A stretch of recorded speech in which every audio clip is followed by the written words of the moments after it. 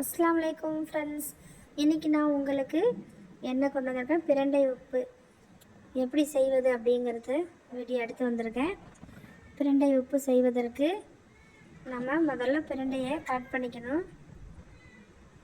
அது எப்படி செய்யலான்னு வாங்க பார்க்கலாம். எங்கள் தோட்டத்தில் உள்ள பிரண்டையை நான் கட் பண்ணி எடுத்து வச்சுருக்கேன் ஃப்ரெண்ட்ஸ். பாருங்கள், இது பிஞ்சு பிரண்டை துவையலுக்கு உதவும்.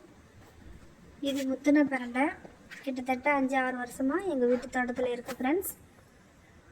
அது எல்லாத்தையும் கரெக்ட் பண்ணி க்ளீன் பண்ணி வச்சுருக்கேன். பிரண்டைக்கு நிறைய மருத்துவ குணங்கள் இருக்குது. போக நான் வீடியோவில் ஒன்று ஒன்றா சொல்கிறேன்.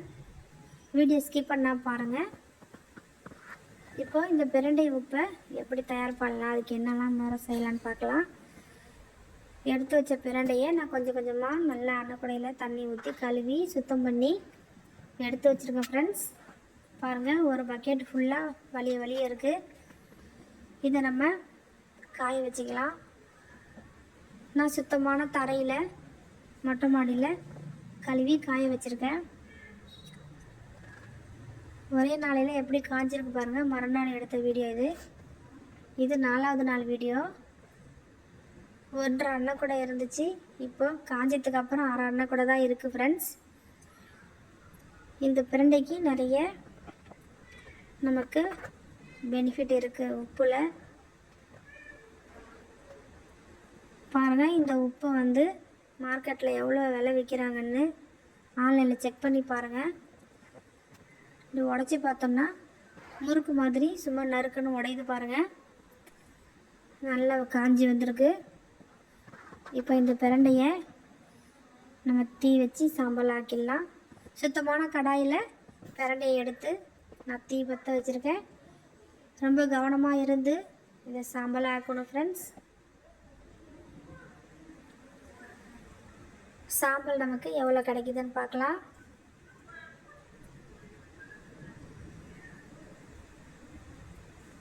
ஒரு டன் பிரண்டை போட்டாவே நமக்கு 1 கிலோ உப்பு தான் கிடைக்குன்னு சொல்கிறாங்க. நான் 1 அன்னக்கூடை தான் செய்கிறேன். சரி, எவ்வளோ கிடைச்சாலும் சந்தோஷம். சாம்பல் நல்லா ஆறுனதுக்கு அப்புறம் அளந்துக்கலாம். நான் காப்படி சுண்டால் 1.5 சுண்டு நமக்கு சாம்பல் கிடச்சிருக்கு ஃப்ரெண்ட்ஸ். இந்த சாம்பலை 10 அளவுக்கு 1க்கு 10 தண்ணி ஊற்றி ஒரு சட்டியில் நல்லா கலக்கி நல்லா கிளறி விட்டு மூடி போட்டு நைட்டு ஃபுல்லாக ரெஸ்ட்டில் விட்டுடலாம். மறுநாள் காலையில் தெளிஞ்ச தண்ணியை இன்னொரு சட்டியில் வடித்து மூடி வச்சுருக்கேன். இப்போ அந்த தண்ணி நல்லா தெளிவாக நிற்கிது பாருங்கள். இந்த தண்ணியை மட்டும் மேலோட்டமாக நம்ம எடுத்து உப்பு செய்ய ஆரம்பிச்சிடலாம்.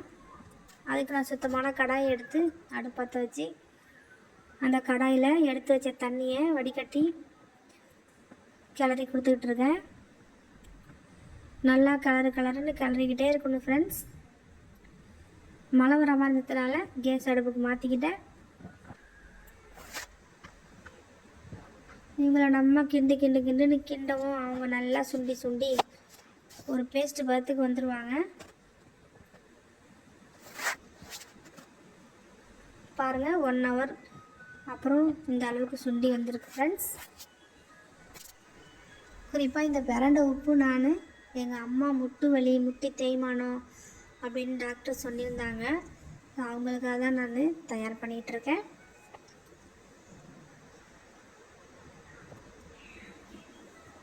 சாப்பிட்டு பார்த்து பலன் எப்படி இருக்குன்னு அடுத்த வீடியோவில் போடுறேன் ஃப்ரெண்ட்ஸ்.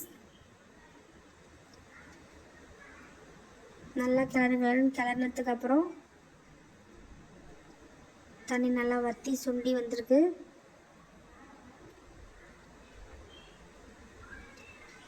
இந்த பிரண்டை உப்பை நம்ம வெறும் வாயில் எடுத்துக்கக்கூடாது. மோர், தேன்,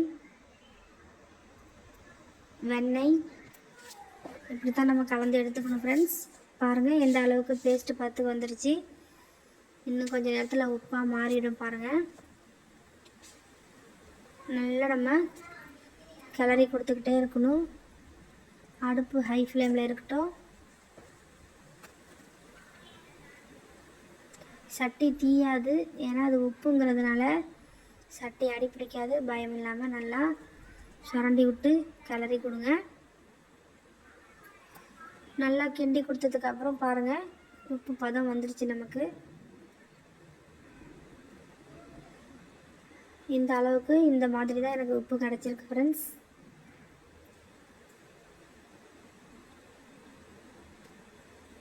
இப்போ இந்த உப்பு நல்லா ஆறுனதுக்கு அப்புறம் ஒரு டப்பாவில் போட்டு ஸ்டோர் பண்ணிக்கலாம். இந்த உப்பு நம்ம சரியான முறையில் தயார் பண்ணியிருக்கோமா அப்படிங்கிறத சின்ன டெஸ்ட் பண்ணிடலாம் ஃப்ரெண்ட்ஸ். வாங்க.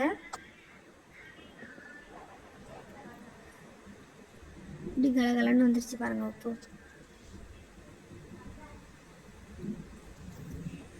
இப்போ நம்ம ஒரு கிளாஸில் மஞ்சள் தண்ணி எடுத்து வச்சுக்கலாம். மஞ்சத்தூள் போட்டு அதில் தண்ணியை கரைச்சி நல்லா கலக்கி விட்டுட்டு அதில் இந்த உப்பை நம்ம போடும்போது இந்த உப்புடைய தன்மை கலர் மாறி வரணும், ரெட்டு கலர் ஆகணும்.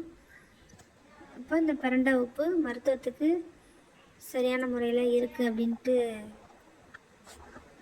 வைத்தியம் சொன்னாங்க. அதுக்கு டெஸ்ட்டு பண்ணி பார்ப்போம். பாருங்கள் ரெட்டு கலராக மாறுதா? இன்னும் கொஞ்சம் போட்டு காமிக்கிற பாருங்கள். மஞ்சள் தண்ணி ரெட்டு கலராக மாறிடுச்சு பாருங்கள். இப்போ நமக்கு இந்த உப்புடைய பலன் நம்ம எடுத்துக்கும் போது நம்ம உடம்புக்கு கிடைக்கும்னு நினைக்கிறேன். நம்பிக்கையோடு முயற்சி பண்ணுவோம். இந்த உப்பு எந்த அளவுக்கு நமக்கு கிடச்சிருக்குன்னு டெஸ்ட் பண்ணிடலாம் ஃப்ரெண்ட்ஸ். பாருங்கள் 42 கிராம் எனக்கு சரியாக கிடச்சிருக்கு ஃப்ரெண்ட்ஸ். நான் ரொம்ப ஹாப்பியாக இருக்குது. மார்க்கெட்டில் இதோட விலை என்னென்னு ஆன்லைனில் செக் பண்ணி பாருங்கள். கடையில் வாங்குகிற அதே கல் உப்பு மாதிரியே நமக்கு கட்டி கட்டியாக கிடச்சிருக்கு ஃப்ரெண்ட்ஸ். பார்த்தீங்களா? இதை நல்லா பொடி பண்ணி நம்ம எடுத்து வச்சுக்கலாம். ஒரு ஆள் வந்து ஒரு சிட்டிக்கை ஒரு பிஞ்சு அளவு தான் ஒரு நாளைக்கு நம்ம யூஸ் பண்ணணும்னு சொல்கிறாங்க.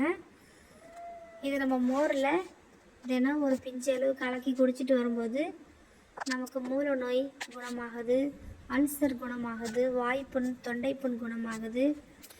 குறிப்பாக முட்டு தேய்மானம், எலும்பு தேய்மானம், எலும்பு முறிவு, எலும்பு நீர்க்கோத்தல், ஜவ்வு பிரச்சனை, இப்படி எலும்பு சம்பந்தமான நரம்பு சம்பந்தமான விஷயங்களுக்கு மிக அற்புதமான மருந்தாக பயன்படுது. நம்ம உடம்புல கெட்ட கொழுப்பு, கெட்ட நீர், அதாவது கர்ப்பப்பையில் தேங்கக்கூடிய கழிவுகள், அழுகுகள் இதெல்லாம் வெளியேற்றுது. வயிறு செரிமான பிரச்சனை, அஜீரண கோளாறு உள்ளவங்களாம் நம்ம மோரில் கலக்கி குடிச்சிக்கலாம். வாய்ப்புண்ணு உள்ளவங்க தேனில் கலக்கி சாப்பிடுங்க, அல்லது நெய்யில் தடவி உதட்டில் தடவுங்க. புண்ணு இருந்தால்